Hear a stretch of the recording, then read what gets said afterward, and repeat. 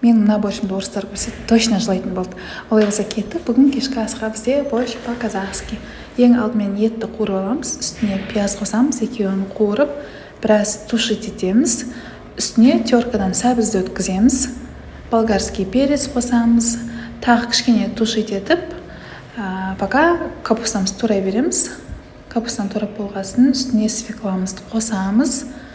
Теркадан өткізіп, оның үстіне лавровый перец, специи, тұз, үстіне суымызды құйып, помидорымызды қосып, капустамызды саламыз да бетін жауып қоямыз. Жарты сағаттан кейін картошкамызды қосамыз, үстіне кішкене яблочный уксус и картошка. Мына жақта бізде салат дайындалып жатыр: капуста, чеснок, помидор, огурцы және редиска.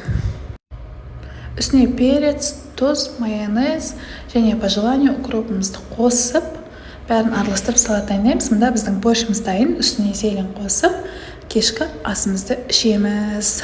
Ас болсын, қайталап жүрмеңіздер.